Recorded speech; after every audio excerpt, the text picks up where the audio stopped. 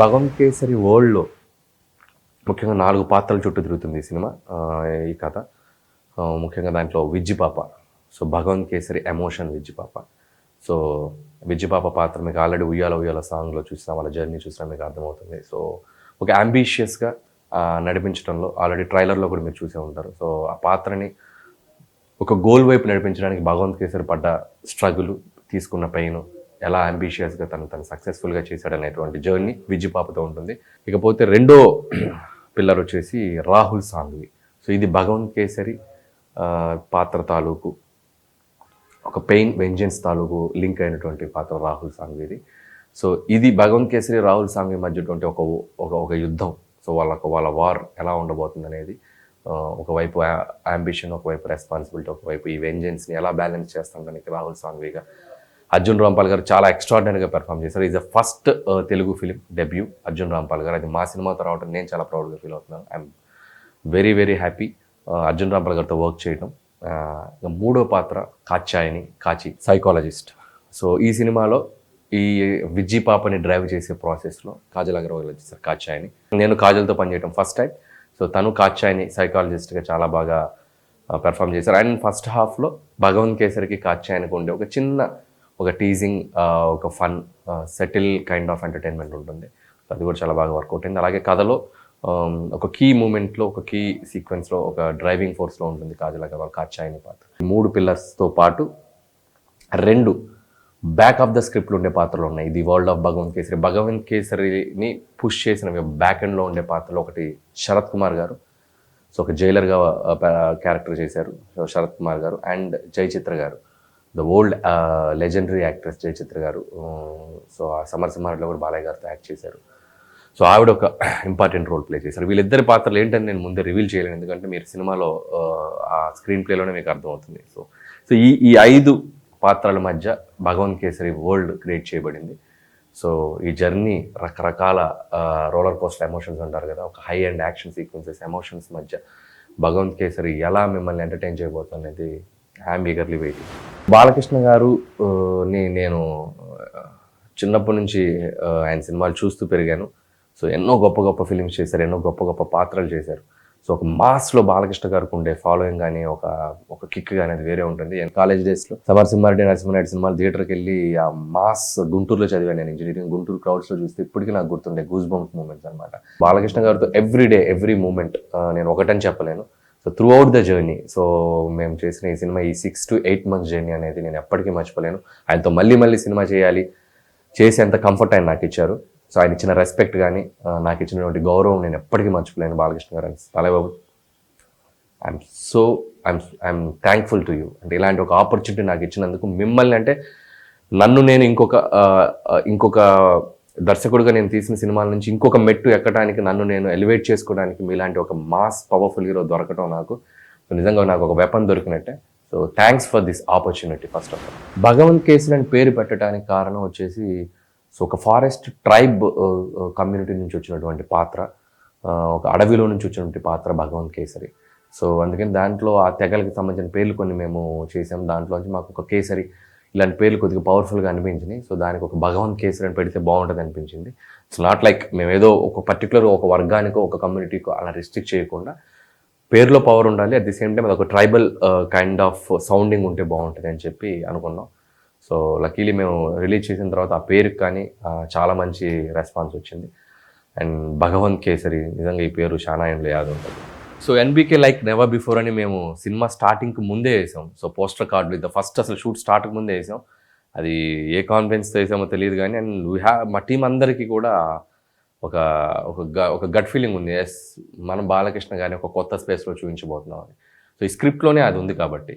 So, నిజంగా బాలకృష్ణ గారు 3 పాత్రలు, అందులో 2 మీరు చూశారు, ఒక జైల్ బ్యాక్ డ్రాప్లో, ఒక భగవంత్ కేసరి ఒక ఏజ్డ్ రోల్లో, ఇంకొక పాత్ర ఉంది, అది సర్ప్రైజ్, అది థియేటర్ సర్ప్రైజ్. సో, అది కూడా ఎక్స్ట్రాడినరీగా ఉండబోతుంది. సో, భగవంత్ కేసరిలో ఉన్న ఈ 3 షేడ్స్ని కరెక్ట్ కథలో కరెక్ట్ పాత్రలతోటి మేము లైనప్ చేసి తీసుకురావడం జరిగింది. డెఫినెట్గా ఎన్బీకే లైక్ నెవర్ బిఫోర్ అని మేము ఎలా అయితే చెప్పామో, ఆడియన్స్ కూడా మీరు చూసి బాలకృష్ణ గారి పెర్ఫార్మెన్స్ మీకు చాలా రోజులు గుర్తుండిపోద్ది. బాలకృష్ణ గారిని మీరు అందరూ కూడా ఒక కొత్త బాలకృష్ణ గారిని చూసిన ఫీలింగ్ అయితే మీకు కలుగుతుంది. ఇద్దరితో ఫస్ట్ టైం వర్క్ చేయడం. Sreeleela is like most happening girl. అమ్మాయి చాలా మంచి ఆల్మోస్ట్ అన్ని ఫిల్మ్స్ చాలా బిజీగా ఉంది. ఒకవైపు గ్లామర్ చేస్తుంది, ఒకవైపు డ్యాన్స్ ఇలాంటి సాంగ్స్. బట్ ఈ సినిమా అమ్మాయికి పర్టికులర్గా యాక్టింగ్ సైడ్ కూడా తనకెంత ఇది ఉంది అనేది ఈ సినిమాలో చూపించడానికి అమ్మాయికి మంచి స్కోప్ దొరికింది. శ్రీలీల కూడా one of the best performance అని చెప్పొచ్చు. అండ్ కాజల్ అగర్వాల్ తన గురించి చెప్పాలంటే సీనియర్ యాక్ట్రెస్, ఎన్నో ఫిలిమ్స్ చేసింది. అండ్ ఈ పాత్ర తనకు ముందే చెప్పాం ఎంత నిడి ఉంటుంది, ఎంత ఇంపార్టెన్స్ ఉంటుంది అనేది కూడా తను అర్థం చేసుకొని ఈ కథకు తగ్గట్టు ఎక్స్ట్రాడినరీ పెర్ఫామ్ చేసింది. ఒక సైకాలజిస్ట్ అంటే ఆ మెచ్యూరిటీ, సో ఆ లుక్స్ వైజ్ దగ్గర నుంచి కూడా అంటే కథను బిలీవ్ చేసేసింది. ఇది నేను ఎందుకు చేయాలి, ఇది నేను ఎందుకు చేయకూడదు అనే క్వశ్చన్స్ లేకుండా ఈ భగవంత్ కేసరి అనే పాత్రకి ఆ కాచాయిని ఆ సినిమా కథకి ఎంత అవసరం అనేది తన ఇంపార్టెన్స్ అనేది ఎంత అవసరం తను బిలీవ్ చేసి ఎక్స్ట్రాడినరీగా చేసింది. భగవంత్ కేసరి పాత్రని ఢీకొట్టే ఒక పవర్ఫుల్ పాత్ర రాహుల్ సాంఘ్వి, ఒక multi millionaire, one of the big shot అని చెప్పాలి కంట్రీలో. అలాంటి లుక్స్, అలాంటి ఒక రాయల్ ఫీలింగ్ ఉండే క్యారెక్టర్ ఉంటే బాగుండేది అనుకున్నాం. సో నాకు ఫస్ట్ కథ రాసిన దగ్గర నుంచి కూడా నాకు ఒకరే కనిపించారు, అర్జున్ రాంపాల్. సో ఆయన అయితే చేస్తే బాగుంటుంది. ఎందుకంటే ఓం శాంతి ఓం చూసినప్పుడు ఇప్పటికే నాకు ఆ బ్రెయిన్ నుంచి పోలేదు కొన్ని విజువల్స్ ఆయనవి. అంత స్ట్రైకింగ్ ఉంటుంది ఆయన కట్అవుట్ కానీ, పెర్ఫార్మెన్స్ కానీ, ఆయన వాయిస్ కానివ్వండి. అండ్ సో ఆయన వెళ్ళి బాంబేలో కలిసి కన్విన్స్ చేసి కథ చెప్పి ఆయన కథ వినగానే చాలా ఎక్స్ట్రాడినరీగా కనెక్ట్ అయ్యారు. ఆయన ఒకటే అడిగింది, డైలాగ్స్ నేను చెప్పాలంటే చాలా ఇబ్బంది నాకు, బట్ నా డైలాగులు నేను నేర్చుకునే చెప్తాను, నాకు ముందే ఇవ్వండి డైలాగ్స్ అని చెప్పి రిక్వెస్ట్ చేసి, మీరు షాక్ అవుతారు, సినిమాలో ప్రతి డైలాగు ఆయన తెలుగులోనే చెప్పారు, నో ప్రాంప్టింగ్. అండ్ ఇంకొక షాకింగ్ అంటే ఆయన డబ్ కూడా చెప్పారు, తెలుగులో డబ్బింగ్ చేశారు. సో అంత డెడికేషన్ ఉన్న artist Arjun Rampal. So it's pleasure working with. Vijji పాప is emotion of Bhagavanth Kesari and Rahul Sanghvi the vengeance, వీళ్ళిద్దరి మధ్య ఉన్నటువంటి ఒక ఇది. సో రెండు బ్యాలెన్స్ చేసాం. సో ఏ కథని ఓవర్ డామినేట్ చేయదు. సో ఆ రెండింటిని బ్యాలెన్స్ చేసాం. స్క్రీన్ ప్లే వైజ్ కూడా చాలా బాగా కుదిరింది. నరేషన్ కూడా చాలా ఇంట్రెస్టింగ్గా తీసుకొచ్చాం. సో ఖచ్చితంగా అన్ని పాత్రలు మీకు గుర్తుంటాయి ఈ సినిమాలో. ఆల్మోస్ట్ మిమ్మల్ని ఈ సినిమాలో మీరు చూసి వచ్చాక, బయటకు వచ్చాక కొన్ని పాత్రలు మిమ్మల్ని హార్ట్ చేస్తాయి. ముఖ్యంగా భగవంత్ కేసరి, విజ్జి పాప వీళ్ళిద్దరి మధ్య రిలేషన్, వాళ్ళిద్దరి మధ్య ఉన్న ఎమోషనల్ మూమెంట్స్ మీకు చాలా రోజులు గుర్తుండిపోతాయి. క్రూ గురించి మాట్లాడాలంటే first I have to start from the script. ఎందుకంటే కథ లేకపోతే సినిమా లేదు. ఈ కథ నుంచి మా జర్నీ, ఈ కథ నుంచి జర్నీ అని చెప్పాలంటే నా right hand S Krishna. So రచనా సహకారం, స్క్రిప్ట్ సైడ్ నుంచి కూడా కట్ త్రోట్ డెసిషన్స్ చెప్తాడు, అతను బాగుందా బాగాలేదా స్క్రిప్ట్లో మా వెళ్ళి డ్రైవ్ చేయడంలో కూడా. And is one of the key member in my team. So మేము ఫస్ట్ నుంచి కూడా నాతో సపోర్ట్గా ఉన్నాడు సాయి కృష్ణ. ఈ సినిమాకి అతను ఎగ్జిక్యూటివ్ ప్రొడ్యూసర్గా కూడా చేశారు. అండ్ సినిమా మొత్తం మేకింగ్లో కూడా ఆర్టిస్టులు కానీ అలాగని సినిమా దీనిలో కూడా ప్రొడ్యూసర్స్కి చాలా సపోర్టివ్గా నిలిచాడు. సో తన గురించి చెప్పాలి. అండ్ నెక్స్ట్ నారాయణ గారు, అండ్ అతను కూడా అంతే. సో ఇద్దరు నాకు రైట్ సాయి అయితే ఇంకొక హ్యాండ్ చెప్పొచ్చు నారాయణ గారు. సో ఆయన కూడా స్క్రీన్ ప్లే సైడ్ కథని ఎలాంటి సీన్స్ ఏంటి అనే ప్రాసెస్లో మమ్మల్ని ఇంకా మా మధ్య ఒక ఫుల్ ఫైట్ జరుగుతూనే ఉంటుంది. సో తన పార్టిసిపేషన్ కూడా సినిమా బిగినింగ్ నుంచి ఎండ్ వరకు ఇది మన సినిమా అనుకొని పనిచేస్తారు. It's like A family member. So Sai, thank you Sai for being with me as a friend and as a colleague. అలాగే నారాయణ గారు, థ్యాంక్ యూ సార్. అండ్ ఇంకొక రైటర్ అజ్జు గురించి చెప్పాలంటే is upcoming talent.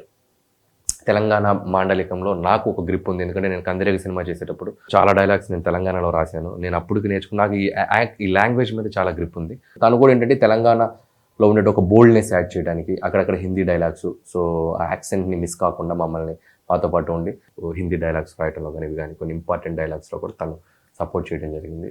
So thanks Arjun. Cinematography Ram Prasad గారు, ఆయన గురించి ఏం చెప్పాలి, సీనియర్ మోస్ట్ కెమెరామెన్, ఎన్నో ఫిలిమ్స్ చేశారు.